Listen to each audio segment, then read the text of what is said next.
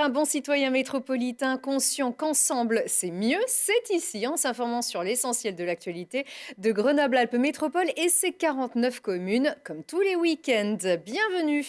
Et les fidèles du rendez-vous connaissent l'émission par cœur, comme celle de libérer progressivement l'atmosphère de ces polluants. Parmi la somme de mesures engagées, la métropole parie sur l'hydrogène et abrite sur son territoire la plupart des acteurs de la filière, de la recherche à la fabrication et à la conception de stations. Découverte d'une entreprise de premier plan, HRS, avec Thibaut Jean-Pierre. 3 fois plus énergétique que l'essence, cette molécule ne rejette que de la vapeur d'eau.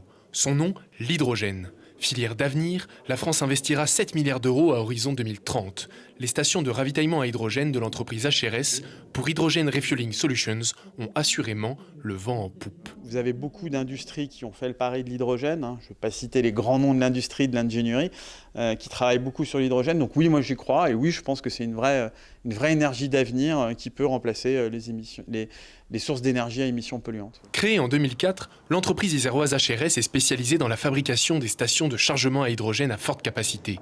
Distribuée à 350 ou à 700 bars, cette molécule s'adresse aussi bien aux véhicules lourds que légers.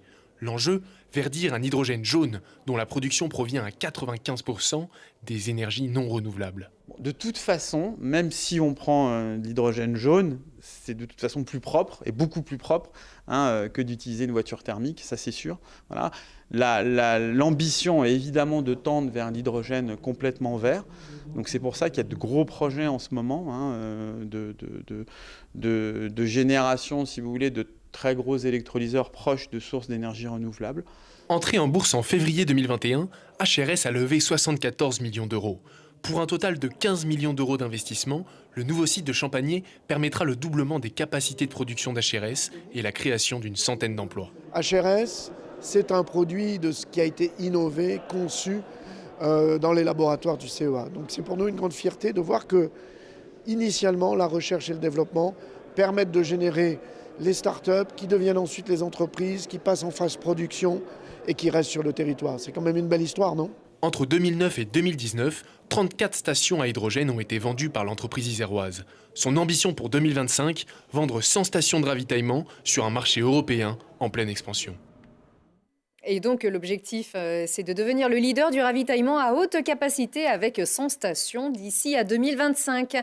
La ville de demain, c'est une ville qui consomme moins d'énergie. Alors que devient la réhabilitation des villes neuves de Grenoble et d'Échirolles 8 ans après le lancement du programme? Ça avance pour devenir le premier écoquartier populaire de France. C'est l'objectif de ce programme d'aménagement urbain Grand Alpes qui investit 190 millions d'euros pour transformer 1300 logements sociaux et 350 logements privés, les rendre plus attractifs tout en améliorant le cadre de vie.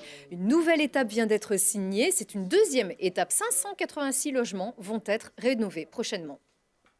Donc ceci est passé par des choses très simples, d'augmenter le nombre de copropriétés, c'est-à-dire de faire des scissions de très grandes copropriétés en plus petites copropriétés. Alors tout ça nous paraît simple, mais juridiquement c'est extrêmement compliqué.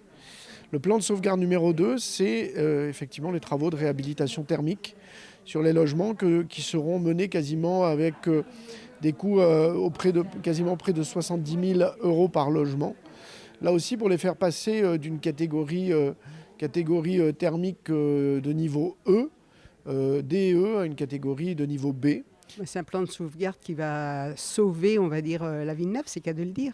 Parce que la Villeneuve, depuis 45 ans environ qu'elle existe, qu'elle a été construite, a besoin d'être renouvelée. Cette rénovation qui est faite, c'est un plus évident, ne serait-ce que d'un point de vue technique.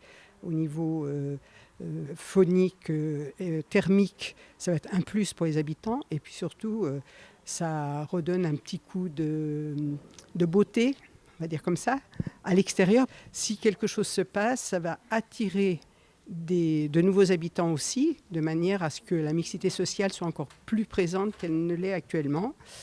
Donc, on est très content que l'ANRU existe. L'ANRU et l'Agence nationale de rénovation urbaine, 45,5 millions d'euros seront investis pour diminuer la consommation énergétique et diviser par 2 les dépenses de chauffage sur ce secteur.